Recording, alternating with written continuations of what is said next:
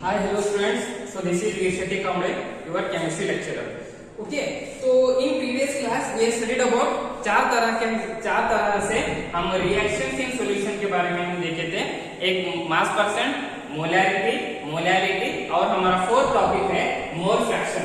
तो mole fraction किसको बोलते हैं बोले तो एक पर्टिकुलर सॉल्यूशन में अगर हमारे को एक ही फाइंड करने का है तो हम कैसे करते हैं। फॉर एग्जांपल देखो एक बीकर में है, तो एक बीकर में हमारा कोई क्या है बोले तो वाटर एंड हमारा क्या है बोले तो शुगर सॉल्यूशन है।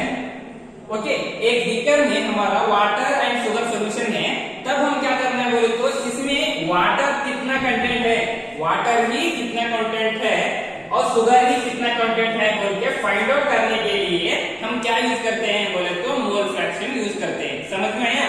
तो इधर क्या है बोले तो वाटर प्लस शुगर क्या होता है, सॉल्यूशन हो गया, और वाटर एक ही क्या हो गया, नंबर ऑफ मोल्स, मतलब कितना क्वांटिटी प्रेजेंट है उस बीकर में, उस पानी में, तो उसको फाइंड आउट करने के लिए हम मोल फ्रैक्शन यूज करते हैं।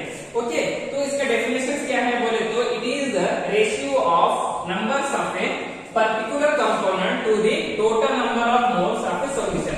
भाई अभी बोले ना, अगर हमारे को एक पर्टिकुलर कंपोनेंट फाइंड आउट करने का है तो उस सॉल्यूशंस में हम क्या करते हैं, उसका नंबर डिवाइड करते हैं। ओके, तो इसको हम कैसे करते हैं बोले तो x बोल के डिनोट करते हैं। और अगर हमारे को मोल फ्रैक्शन ऑफ ए, अगर हमको वाटर ही फाइंड करने का है तो ये वाटर को a बोल के कंसीडर करो, शुगर को b बोल के कंसीडर करो। तो ये क्या है, वाटर a है और ये शुगर क्या है बोले तो b है। तो अभी हम क्या कर रहे हैं बोले तो हमारे को मोल fraction of a he find करने का है, तो सब हम क्या करते हैं बोले तो number of moles of a हम स्टार्टिंग में कितना डाले थे और number of moles of the solution, मतलब ये दोनों। तो ये क्या होता है बोले तो अगर हमारे को मोल fraction of a he find करने का है तो ये फार्मूला यूज करते हैं। तो इसका मैथमेटिकल फार्मूला क्या है बोले तो Z is equal to number of moles of a divided by number of moles of a plus number of moles of b। Okay, तो ये हो गया। तो ये क्या होता है बोले तो अगर Na क्या होता है बोले तो number of moles of a Na होता है और Nb क्या होता है बोले तो number of moles of b। Okay, और Na प्लस Nb क्या होता है बोले तो number of moles of a solution. तो दोनों मिलाए तो क्या होता है बोले तो number of moles of a solution. Mole fraction of b find out करने का है तो हम कैसे करते हैं बोल के देखेंगे। तो mole fraction of b is equal to number of moles of b, क्योंकि पिछली क्लास में हम क्या कर रहे थे बोले तो number of moles of a का फाइंड कर रहे थे, लेकिन अभी हम क्या कर रहे हैं बोले तो b का फाइंड कर रहे हैं। तो b का फाइंड आउट कर रहे हैं, मतलब mole fraction of b is equal to number of moles of b divided by number of moles of solution. Okay, तो इधर क्या होता है मतलब Zb is equal to Nb divided by Na plus Nb। तो ये क्या हो गया बोले तो हमारा मोल फ्रैक्शन ऑफ b हो गया। ओके, तो ये इस तरह क्या होता है बोले तो ये मोल फ्रैक्शन है।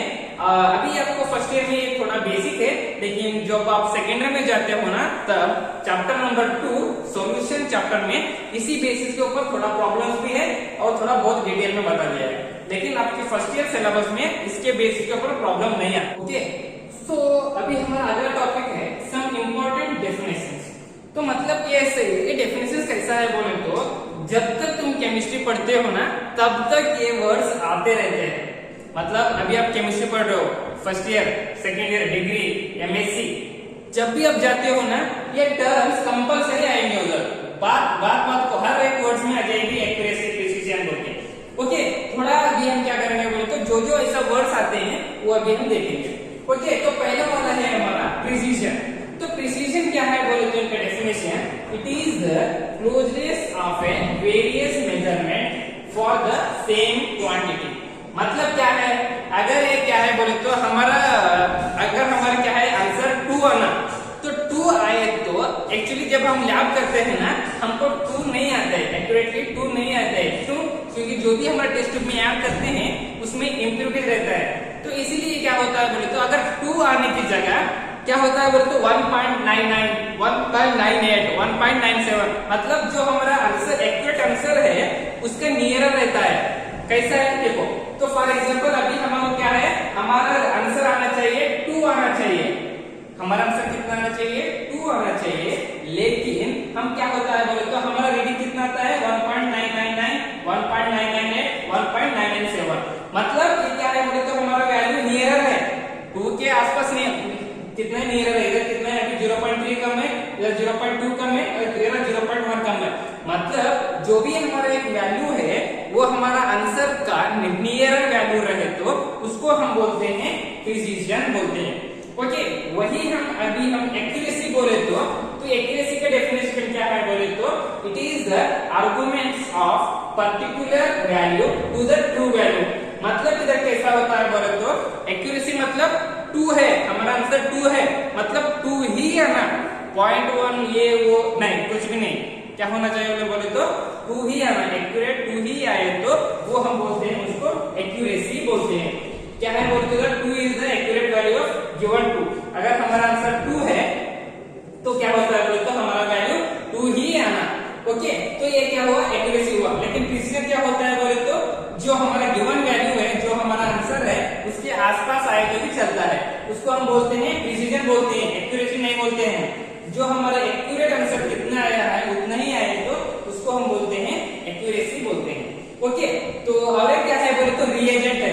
तो रिएजेंट कैसे काम करता है बोले तो कौन सा भी एक रिएक्शन फॉर्मेशन होने के लिए हम क्या करते हैं बोले तो रिएजेंट यूज करते हैं। ओके, वो कैसा रहता है बोले तो एक बॉटल में रहता है, पूरा ड्रॉप करते हैं, एक ही ड्रॉप हम ऐड करें तो तब क्या होता है बोले तो पूरा रिएक्शन चेंज होता है। ओके, कैसा है बोले तो आपको फर्स्ट ईयर लैब में देखेंगे।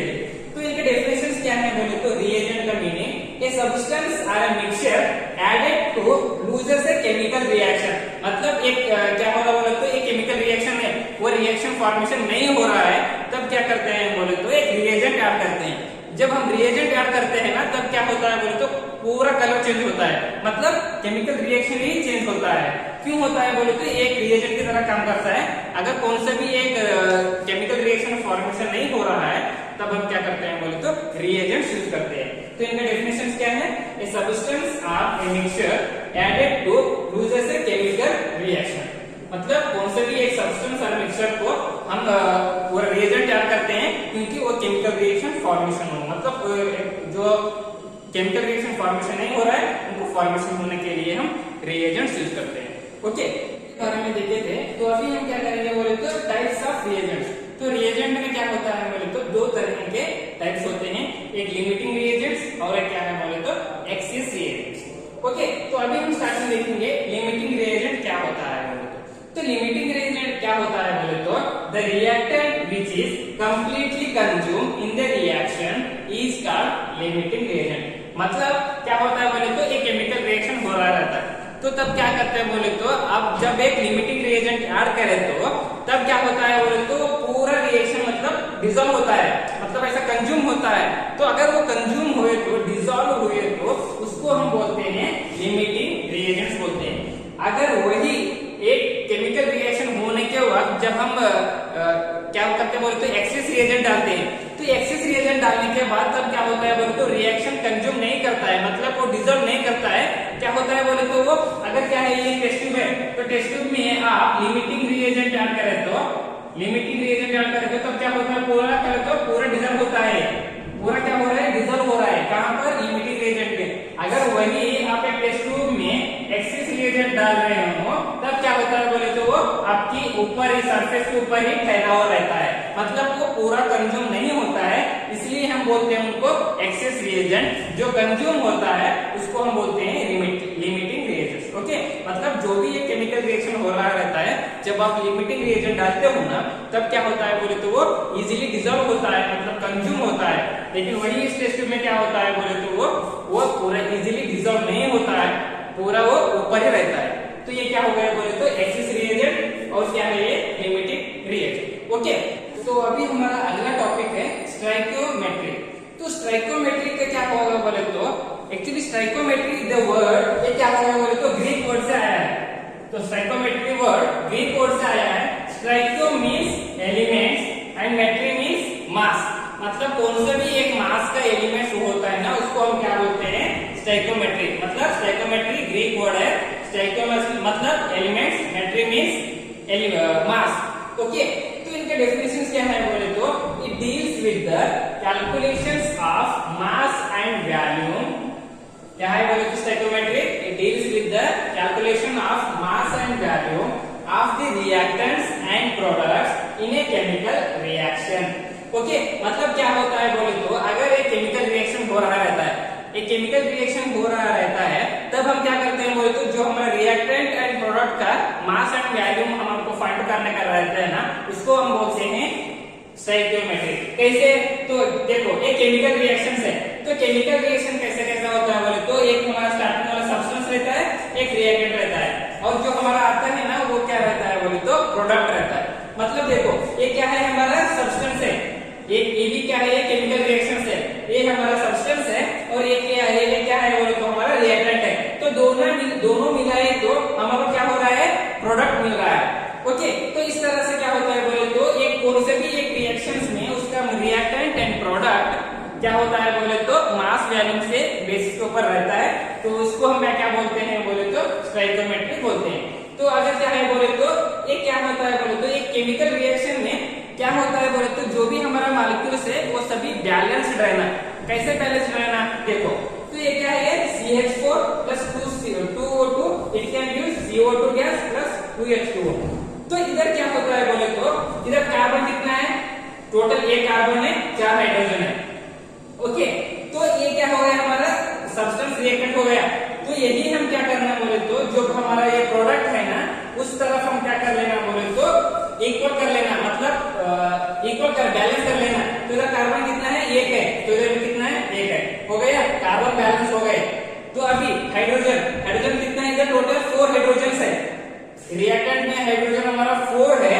अभी हम क्या कर रहे हैं इधर बोले तो इधर हाइड्रोजन कितना है, 2 हाइड्रोजन, 2 into 2 4, तो हाइड्रोजन भी क्या हो गया बोले तो इधर बैलेंस हो गए। मतलब ये रिएक्टेंट है, ये प्रोडक्ट है। जब हमारा रिएक्टेंट में कितना मॉलिक्यूल्स रहता है, मतलब कार्बन कितना है, हाइड्रोजन कितना है, इधर कार्बन 1 है, इधर भी 1 ही है, हाइड्रोजन कितना है, इधर टोटल 4 है, तो इधर कितना है बोले तो 4 है। ओके, हो गए। तो अभी कितना है बोले तो इधर देखो ऑक्सीजन का कितना है, टोटल 4 है, 2 ऑक्सीजन into 2 into 2 4। तो इधर हमारा रिएक्टेंट में टोटल 4 ऑक्सीजन है, तब क्या होता है बोले तो हमारा प्रोडक्ट में भी ऑक्सीजन 4 होना चाहिए। कैसे? तो इधर 2 ऑक्सीजन दे, और कितना बचता है हमारे पास ऑक्सीजन 2, क्योंकि हमारे पास तो टोटल कितना थे, 4 ऑक्सीजन थे। तो 4 ऑक्सीजन में 2 ऑक्सीजन चले गए, तो कितना बचता है हमारे पास, अभी 2 ऑक्सीजन रहता है। तो इधर 1 ऑक्सीजन मतलब 2 मॉलिक्यूल्स मतलब 2 ऑक्सीजन। तो इस तरह से क्या होता है बोले तो ये पूरा बैलेंस हुआ है।